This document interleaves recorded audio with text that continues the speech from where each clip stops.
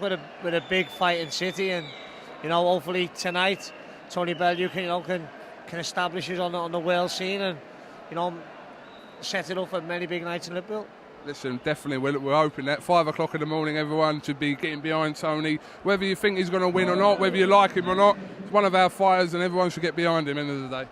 Yeah, I love him to bits, and a lot of people in Liverpool do, whether you're red or blue. Tonight I think everyone will be tuning in, and the Sky View and the figures will be massive, because everyone's seen what happened at the weigh-in and stuff. I was a bit gutted you lads weren't there, because the footage... We're gutted, but we're here anyway. We're here. The footage weren't very good, but I think everyone will tune in. It'll be a great night. I think so. Now, you're fighting next week, Stephen Ormond, for the European WBO European title, I believe, yes? Yeah, it's WBO European. I think it gets you top 15 or top 10 ranking. To me, it's just another fight that I've got to win to set me up to bigger and better things. And he's the champion, so I've got to have all the respect in the world for him. I've had an excellent camp again, being in Scotland, where I spent time with Danny, and we've also got Joe Selkirk, who's a part of the team now. And we went out to Spain, me and Stephen Simmons, and me, Danny, Stephen Simmons, and Selkirk. We had a good training camp out there. Come back to Scotland, sparring, everything's been superb. Been sparring Paul Appleby, who Ormond beat, who beat Ormond, I should say, but I thought Ormond did win the fight. And I've done everything right, prepared the best I can. My weight's superb. I'm here tonight. If I never prepared right, I wouldn't have been able to come here tonight. So, it's good, and hopefully, get the win and then can move on. We haven't spoke to you since, obviously, you moved to Queensbury. Frank Warren interviewed Dave Caldwell a couple of months ago. Whatever issues you had with Dave, is it all sorted out now, Derry? Yeah, listen, I've got nothing but respect for Dave. He give me the opportunity to bring me back and put me on his shows. But I had a lot of stick on Twitter, people saying, he brought me back, got me back from nowhere. But Stephen Vaughan brought me back from nowhere. Stephen Vaughan went and put the IBO International fight on for me, IBO World title fight for me, British Masters title fight for me, English title fight for me, with myself selling tickets. But I've got nothing but respect for Dave. I like him as a person. I think he's doing a great job with the fighters. He's got some up-and-coming great fighters coming through, and I hope all the success in the world. But I had to move on to better things, because it's about, for me, it's financially, and I haven't got long left in my career, so I need to get what I can out of the game. And I've signed with Queensbury, who offered the best deal on the table. I'm working tonight for Box Nation. I've hopefully got a full-time job off them lined up, and so the future's bright for me. And it was a great move for me and for my family. I read somewhere that you was quoted as saying that you felt like you was kind of being used as an opponent in your last few fights. Is that the way you really look at that?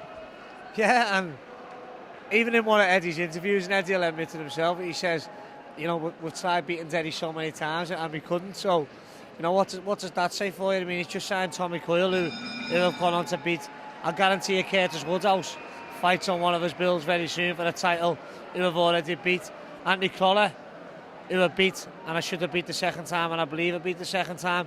He went on and signed him as well, and so what more could he have done? And and Francis and Frank come in with an opportunity for me, what I had to take. Financially, it was better than anyone out there. So I had to take it. I've done the right thing, and my team were happy. Danny and Georgie Vaughan were happy. And yeah, listen, 100%. Because at the end of the day, you're the one that's got to pay your bills. You're the one that's got to put food on your kids' tables, etc., etc. So it's not really for anyone to comment on or make judgment on why you decided to do anything. It's for the best of your boxing career, you think. So that should be the end of that, really. Yeah, hopefully it is, and I've got to, I want my career to, the end of my career, to be successful. I've got 5 fights lined up. That takes me to 49 fights, and then I'll have one big one on my 50th, hopefully, and I'll walk away from the game a happy man. We all know you want another crack at Marcelli. Have you spoke to Frank about that, getting that fight again? Hopefully it's in the pipeline. That's the fight I want. I want to prove to people that with Danny Vaughan in my corner, I know I can beat him. I mean, Oliver Harrison, who I was with last time, don't get me wrong, I had him, and he's a world-class coach. Oliver done wonders with me, but me and Danny have got a little click thing what go on. It's like Oliver and Martin Murray. If Martin Murray went to another coach, he wouldn't be the same fighter, because Oliver Harrison gets the best out of him, and Darren Barker with Tony Sims, and just certain people with certain fighters clicking. Me and Danny click, and George, and you know, Marsilli is the fighter I want, because I believe that with them in my corner and the right camp behind me, I could beat him. All right, well, listen, we're going to go and continue with the night's boxing. You've got work to do, Mr. Pundit.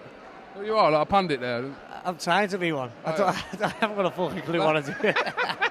Careful, because you're still rigged up anyway. I haven't got a clue what to do, but you know, I'm enjoying it. Don't know what this is about. It's not as good as your mic, is it? It's IFL TV, you know. I film now. No, it's I Film London TV. Oh, you can join the long list of boxers that can't say that. Come on. Let's read the letters. IFL TV. Yes. Why is it gone for my film now? Because we had some trademarking issues. Let's just leave it there.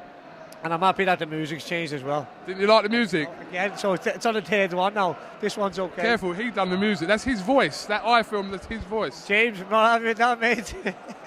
Well, it's better than the other two we've had, so I'll let you off with that one. If you know any Scouse techno freaks, you know, get them to send us in some tunes.